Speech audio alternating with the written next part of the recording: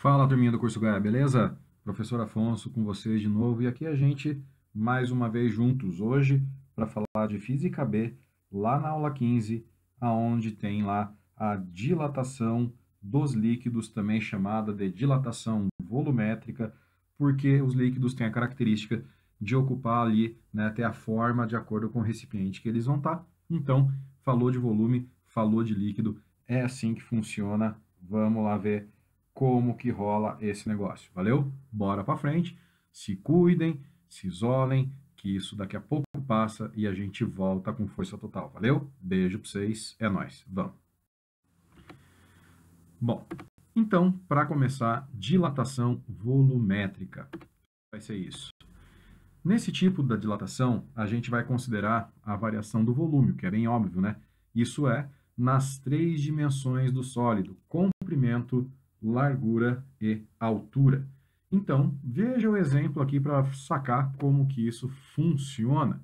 Então, uma caixa d'água, uma caixa de sapato, objetos cilíndricos, todos os objetos que têm, olha o efeito tosco, forma tridimensional. Então, de 20 para 100 graus Celsius, aumenta o volume da caixa.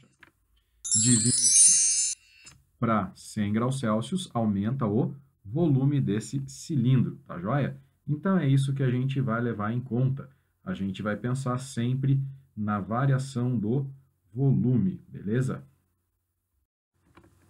Bom, um exemplo clássico, né, de variação de volume, está aqui a leiteira que vai esparramar o leite lá, né, no fogão, a panela de pressão que vai aumentar o volume porque vai virar água, vai virar gás, e o gás ocupa muito mais espaço, tá? Então, desses caras que a gente vai falar basicamente hoje. E um orifício, né, de uma chapa, esse não entra na volumétrica, tá? Esse entra na superficial. Então, cuidado com o que acontece. Bom, só lembrando, cada dilatação tem um coeficiente. Então, o alfa é o linear, que depende só do material, esse coeficiente. O beta é o superficial. E agora aparece o terceiro, que é o gama, que é o coeficiente volumétrico.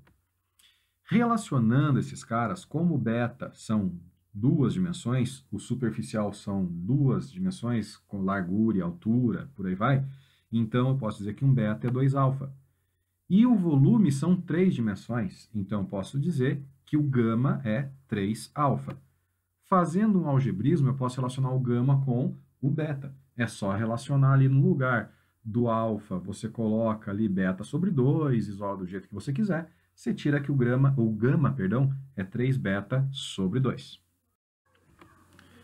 Bom, dilatação linear, lembrando rapidinho, nenhum corpo dilata só linearmente, tá? Mas a gente tem aqui corpos aonde é mais, o comprimento, ele é mais...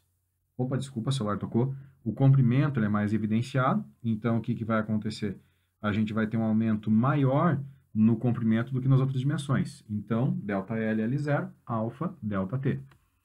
Você pode abrir o ΔL em L menos L0, L0 alfa T.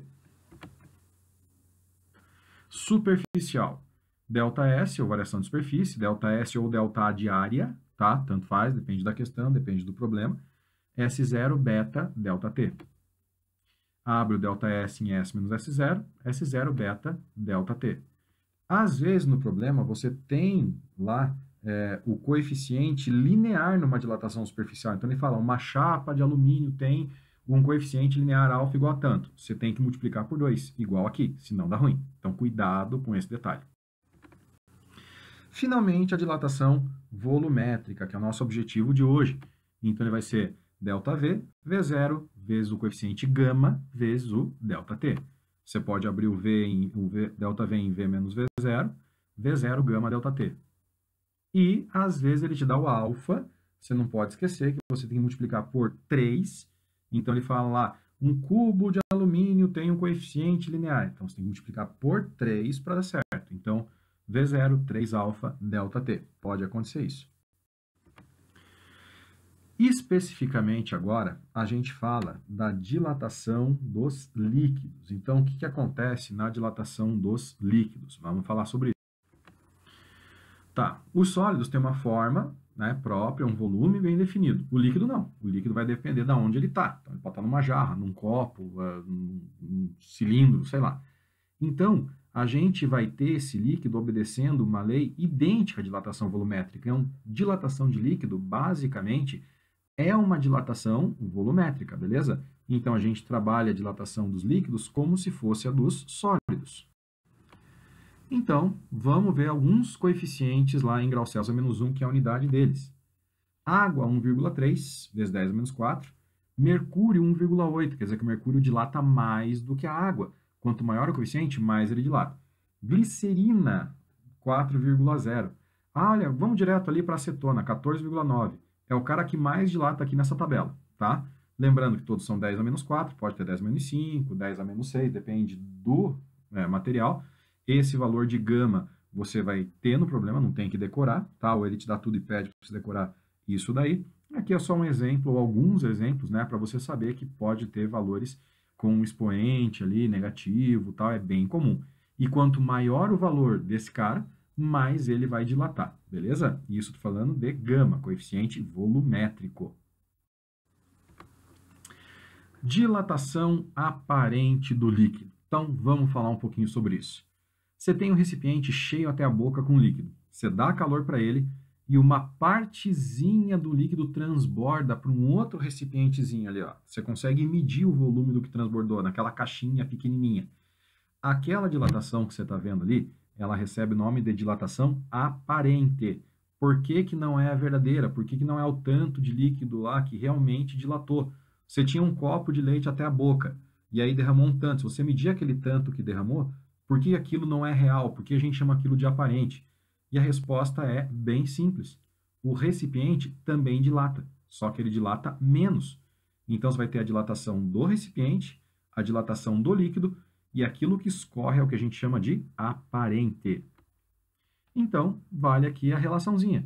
Variação de volume real, tá? Variação verdadeira do líquido é igual a aparente, o que caiu, né? O que transbordou, mais a do frasco, a do recipiente, tá bom? Vamos pôr uma legendinha lá para você não ficar perdido. Então, ΔVR é a dilatação do líquido, ΔV aparente do líquido, tá? E esse aqui, ó, eu até deixei assim porque eu vou arrumar em tempo real com vocês. Esse aqui é o VF, que é a dilatação real do frasco, tá? Para você ver que a legendinha às vezes eu faço errado e corrijo na hora. Dilatação da água. A gente tem que ficar muito esperto com a água, muito ligado com a água, porque é uma substância. Então, voltando, a água é uma substância chamada de substância anômala. Então, aqui um exemplo, né, que vai acontecendo. Países como o Canadá, né, países onde o inverno é muito rigoroso, quando, né, o inverno chega, eles deixam as torneiras pingando para não acontecer que na hora de congelar o cano arrebente. Então, o que acontece? Quando a água congela, ironicamente, o volume dela aumenta. Então, o que a gente espera? Uma substância que, quando a temperatura diminua, quando ela passa do estado líquido para o estado sólido, diminui a temperatura, diminui o volume. No caso da água, acontece ao contrário. A água, quando diminui a temperatura, quando ela vai virar gelo, o volume dela aumenta. Por que que isso acontece? Então, tem ali as informações, né? Encostas rochosas, né? Quando tem desmoronamento, tem a ver com isso. Vamos ver o porquê. Tá ali, ó, o gelo. Tá, não quero nem pensar nesse caminhoneiro, coitado. Tá ali, ó, um igluzinho, deve estar passando alguma coisa importante na TV, porque o ursinho polar, coitado, está tentando assistir alguma coisa, ou simplesmente quer matar o esquimó. Não dá para saber. Bom, o que acontece, o que rola? Quando você eleva a temperatura de uma substância, você tem uma dilatação térmica. A água, quando ela é aquecida de 0 graus para 4, ao invés dela dilatar, ela se contrai. Por isso que a gente chama a água de substância anômala. Anota esse nome, anômala. Por quê? Porque é o contrário. De 0 a 4, a temperatura está aumentando. A gente espera que dilata, mas na verdade não. Ela vai contrair, tá? Então, Se os átomos de oxigênio, que são eletronegativos, unem-se aos átomos de hidrogênio, né, através das pontes de hidrogênio, para formar as moléculas de água, e as moléculas são um grande vazio, tá? O aspecto macroscópico delas é mais ou menos isso aqui, beleza? Então, você tem aqui várias moléculazinhas de água unidas. Quando essa água se aquece de 0 para 4 graus Celsius, essas pontes de hidrogênio se rompem e as moléculas elas vão ocupar esse espaço vazio, ou seja, aquele espaço que tinha deixa de existir e as moléculas se atraem. Então, elas ficam mais próximas umas das outras, traduzindo, o volume delas vai diminuir. Só que de 4 para 100 graus Celsius, de novo as pontes de hidrogênio voltam a fazer a sua atuação e a água volta a se dilatar normalmente. Então, o problema qual que é da água? De 0 para 4 graus, ela vai contrair, de 4 graus para cima, ela volta a dilatar. Então, aqui 2 gráficos para a gente ter uma ideia de volume e densidade, né, da água em relação à temperatura. Em relação à temperatura. Cortou, acho que o finalzinho. Então, tá aqui, ó. Volume. Repare que a água tem um menor volume a 4 graus, tá? Então, ela está mais comprimidinha. E agora o gráfico da densidade. Gente, densidade é inversamente proporcional ao volume. Então, se o volume é menor a 4 graus, a densidade é maior a 4 graus. Isso explica por que gelo boia na água. Porque o gelo é menos denso do que a água líquida. Sim, o gelo sólido é menos denso do que a água no estado líquido, ou seja, o gelo vai boiar.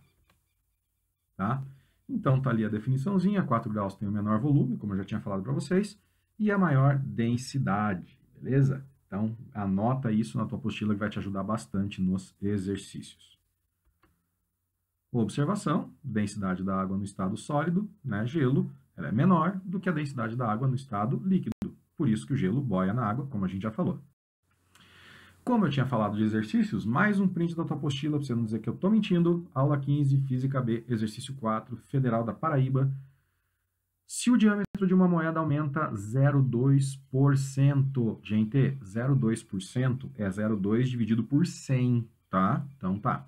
Quando a sua temperatura é elevada em 100 graus, ou seja, o ΔT é 100 graus, os aumentos percentuais na espessura, tá? Na área e no volume.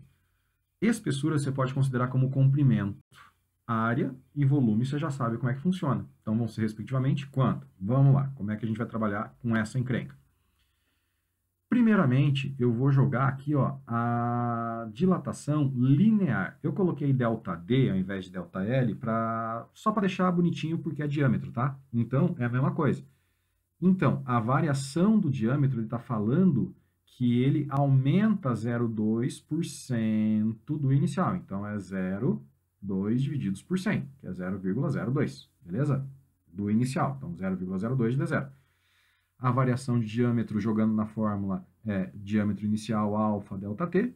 Você tem o ΔD ali, ΔD de dado, que é 0,02 do inicial.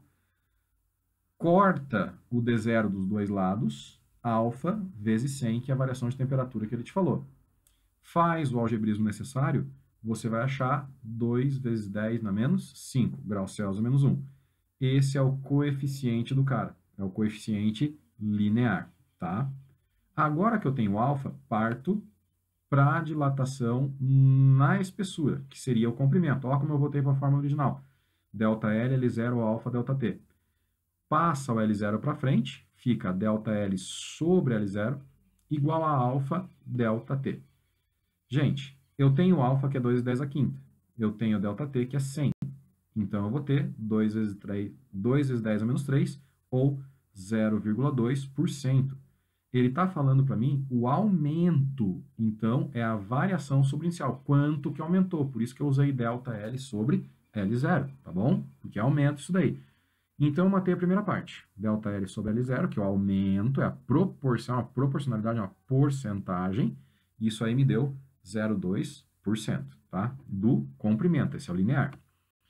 Vamos agora para o superficial. ΔS, S0, beta, ΔT. passa o ΔS para o S0 para frente, fica ΔS sobre S0. Então, esse vai ser o aumento, é isso que eu quero, tá? A proporção entre a variação e o inicial.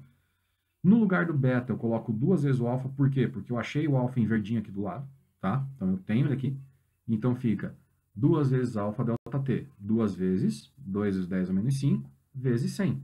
Vai me dar 4 vezes 10 a menos 3, ou 0,4%.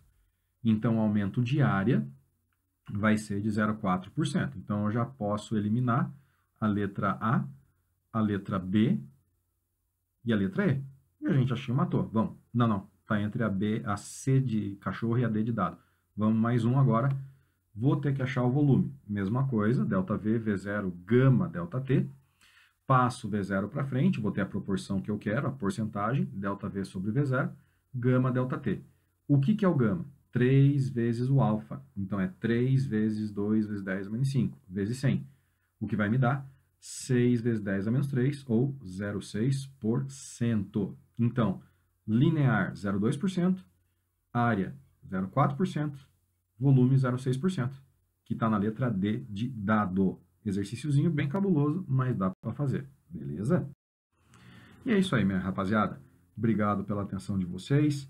Tamo junto, vamos tirando as dúvidas pelos atendimentos. Qualquer coisa, grita aí. E daqui a pouco, se tudo der certo, a gente está de volta. Valeu?